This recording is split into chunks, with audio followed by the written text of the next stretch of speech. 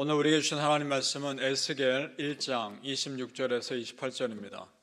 예레미야 애가 바로 뒤에 있습니다.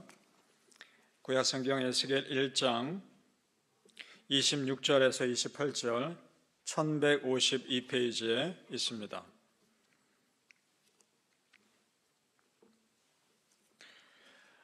찾으신 줄로 알고 우리 함께 읽겠습니다. 에스겔 1장 26절에서 28절입니다. 시작.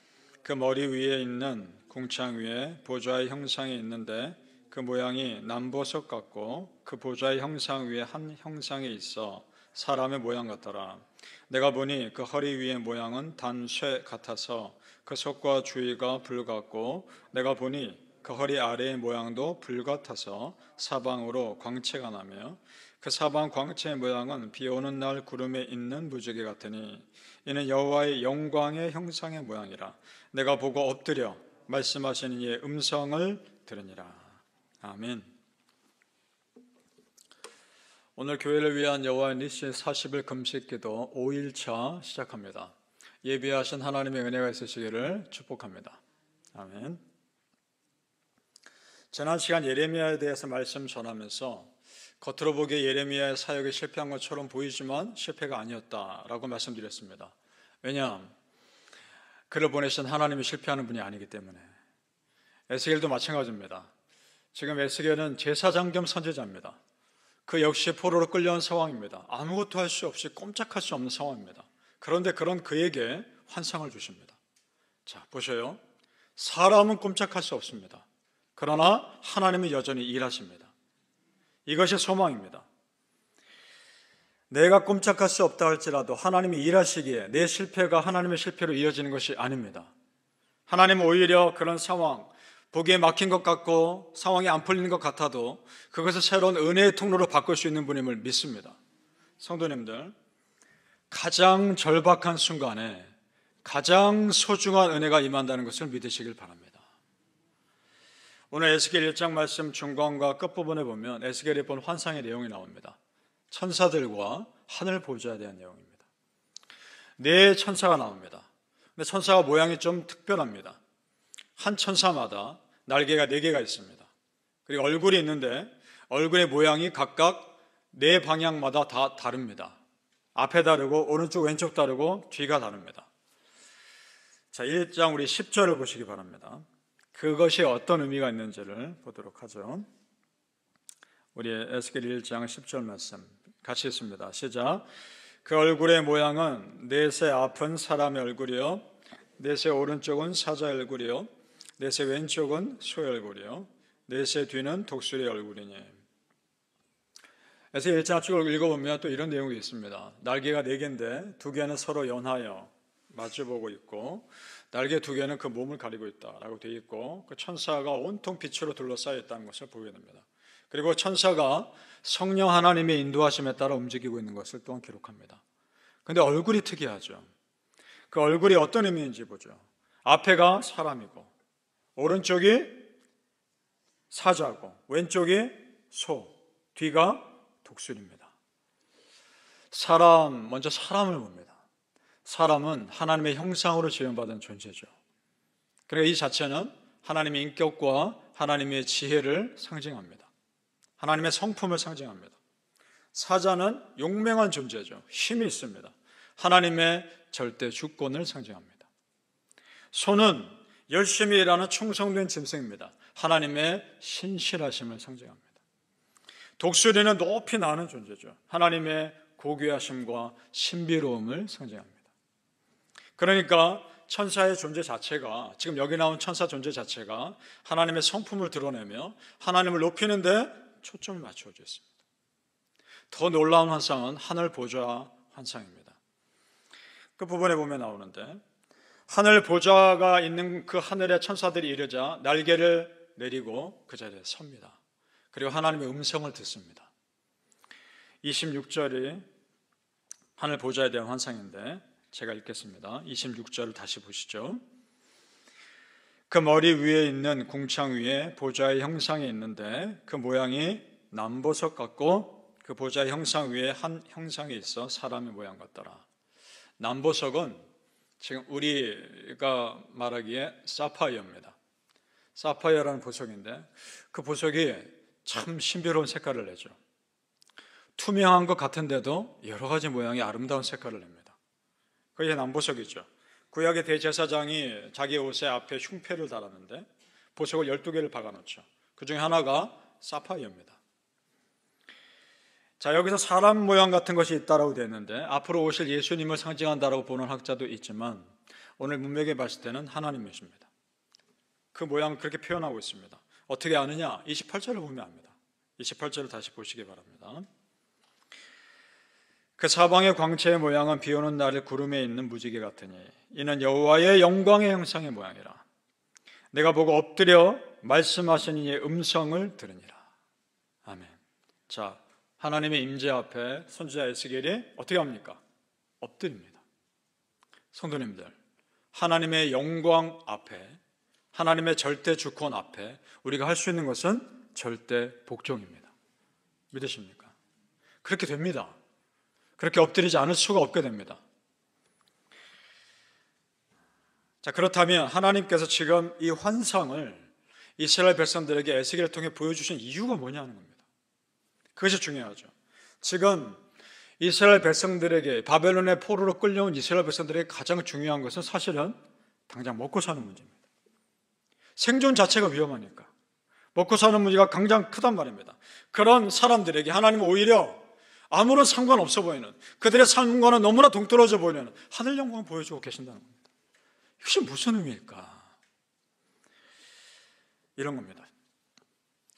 지금 내 삶이 불안하고 내 삶이 어려움이 있다 할지라도 그럴수록 먼저 그 나라와 그 의를 구하라는 겁니다. 그럼 나머지 하나님 채워주신다는 겁니다. 이스라엘 백성들이 지금 포로로 끌려온 이유도 땅의 것에만 집중하며 살았기 때문입니다.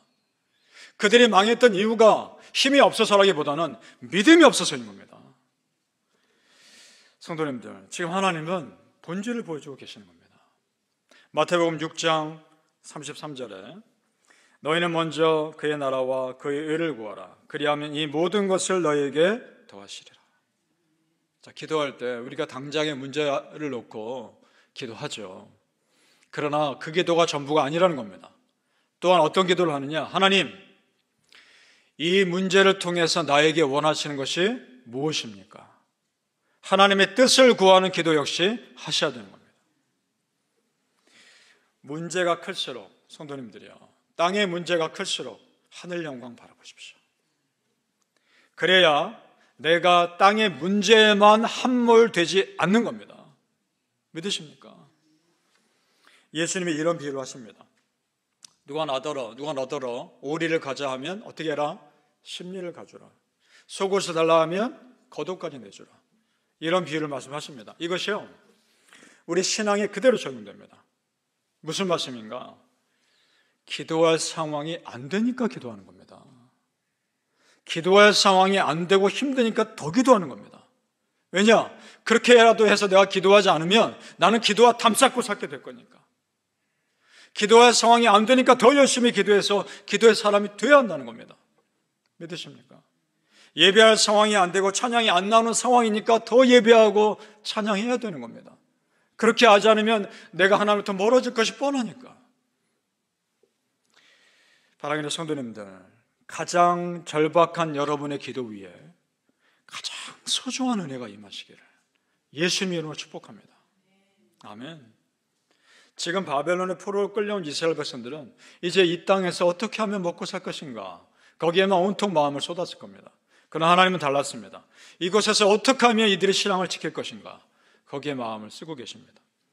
성도님들, 항상 믿음이 먼저입니다. 하나님 앞에 바로 서는 것이 먼저입니다. 그 다음에 하나님이 채워주신 은혜를 경험하시길 축복합니다.